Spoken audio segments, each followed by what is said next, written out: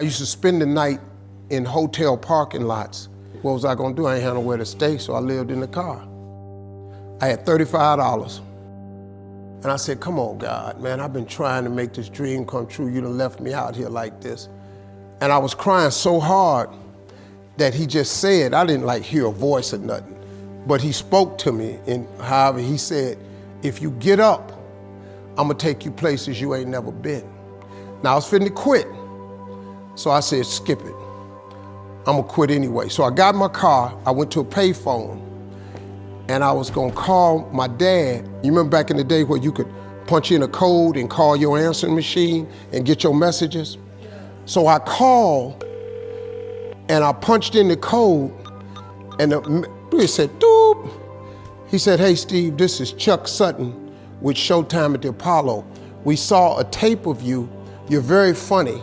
If you could get here Sunday night, we'd love to put you on television. Call me back, let me know if you can make it. So I hung the phone up, I'm crushed. Cause my whole dream of being on TV, and I couldn't get to New York. I got $35. How I'm gonna get to New York? I can't make it. So I'm standing there at the phone booth and tears just coming down my face. I said, God, so that must be a sign for me to go home. Cause this it, I ain't even got the money to go to the Apollo. My whole thing, wanting to be on TV, I couldn't even make the dream come true. This is the most messed up moment. And so I said, man, let me call this dude back and see if he said this Sunday. Cause maybe he said next Sunday and I can hustle up a little bit of money or something. I don't know what I'm gonna do, but let me just call him back. So I called him back. Steve, this is Chuck Sutton, Showtime at the Apollo. We saw a tape of yours. You're very, very funny. Look, we have an opening Sunday night at Showtime at the Apollo. If you can make it, we'd love to put you on TV. I said, it's this Sunday. Before I hit the button, I heard, doop, you have another message. Now, it wasn't there before. So I punched my code in. I listened to the second message. It said, Steve Harvey, this is Tom Sobel from the Comedy Caravan. This was a Thursday. He said, I have a gig in Jacksonville, Florida on Friday night that pays $150. If you can get there Friday night, you'll make $150. So I called him back and I said, hey Tom, did you get a gig away? He said, no, it's still available. He said, can you get there? I said, I'm in Pensacola, Florida. I'm 3.5 hours away. So I drive to Jacksonville, Florida, and that night I made the 150. The club owner said, man, you funnier than the guy we hired. If you stay tomorrow night, I'm gonna give you another $150. So now I got $300 now. So I get on the phone, I call Chuck Sutton. I say, hey man, is the gig still available at Showtime at the Apollo? He said, yeah, we got one opening left. I said, I'll be there. So I called Eastern Airlines, who used to be open back then. They had a special for $99 going from Jacksonville, Florida to New York round trip. So I parked my car at the airport. I got it.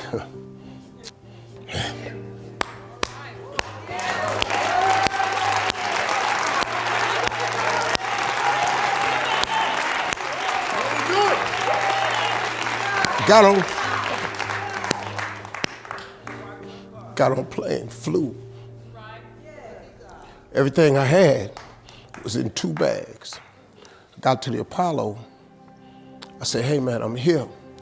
I got there at 11 o'clock in the morning. He said, you can't stay here because you don't come on to the late show tonight. I said, man, I ain't got nowhere to go. I said, if you just let me stay in this building, man, I ain't gonna move around nothing. I ain't got nowhere to go. I'm in Harlem, I can't go back out here. I got these 2 bags. I got victim wrote all over me, man. So he said, all right, if you go upstairs, don't come down. So he put me in the dressing room on the 6th floor. So that's where all the comedians was. So I stayed up there. I got hungry around 3 o'clock, and I couldn't take it no more. So I went back downstairs, a dude named Alton Liston. I said, hey man, he said, man, I thought I told you, don't come down them damn steps. I said, hey man, I'm just hungry, man. I said, let me go to that KFC I saw on the corner. Just let me get some chicken. I'll come right back. He said, man, if you ain't back in 20 minutes, you ain't getting in this building. So I went, bought me some chicken, came back. So the comedians started coming in the building. They started coming up on the 6th floor.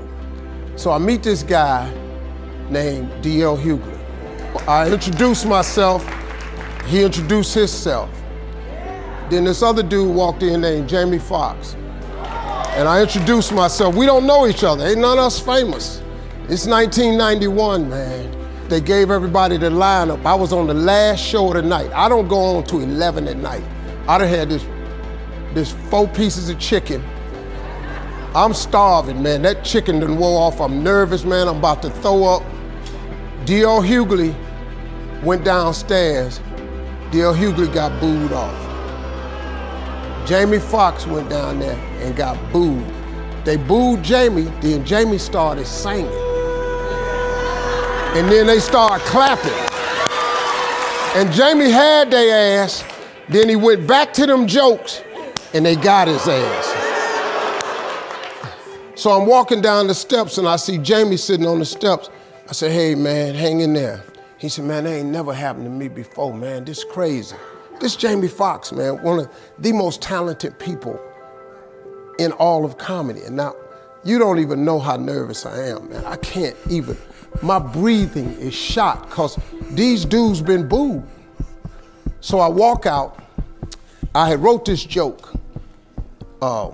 Mike Tyson had got in a fight in Harlem with this heavyweight named Mitch Green. Mike Tyson had hit the dude in the eye in the store. Now he was on the news, his eye was swollen. So the joke I wrote was, they was interviewing Mitch Green and he was telling everybody what happened, but his eye took over the interview. And I wrote this joke that his eye started talking and was just, I tell you what happened. The heavyweight champ's fist is coming towards my face. I just said, Lord, Lord, Lord. And I wrote this whole joke about this dude's eyeball talking. And when the punch came, and all this here. The Apollo, man, they went crazy. They lost their mind. I got a standing ovation, man. I walked off stage, man, just started crying. I couldn't believe it. They paid me. I made $750 for being on TV for one night. I'd never made $750 telling jokes in one night. And so that was my first television appearance. A couple weeks later, Sinbad was the host of the show. He got this job on Different World. And so he quit. And so Mark Curry became the host. And then Mark Curry got hanging with Mr. Cooper and he quit. And they came to me and said, would you come back to New York and host amateur night for us to just try you out? Oh, ain't no problem. And so I went to New York, I hosted amateur night and I was killing. But every time we went to commercial break, I was supposed to let the warm-up act take over like Ruben does. But I knew not to let the warm-up act do that because he would change the attitude of the crowd because the Apollo was a wild place. So I stayed out there. I did the warm-up and the hosting. And I created a bond with that audience. And that's how I got on TV. It was my very first TV show. I hosted Showtime at the Apollo. I ended up being the longest running host in the history of Showtime Apollo. I did that show for 8 years. Nobody ever did it for 8 years. And that was my turn back moment. See, in your life, everybody has a turn back moment. You have a moment where you could go forward or you can give up. But the thing you have to keep in mind before you give up is that if you give up, the guarantee is it will never happen. That's the guarantee of quitting, that it will never happen, no way under the sun. The only way the possibility remains that it can happen is if you never give up no matter what. Because God is always coming. He's never too late. At your worst moment, look man, when they told me I had to be in New York, I saw no way I could get there. But that God though, he make the phone ring. I end up in Florida, I make $300. Then I go to New York, I make $750. Almost got $1,000 out of nowhere. That's what happened to me. That was my my moment of never giving up, that's when I first learned that faith was everything, that you have to remain faithful.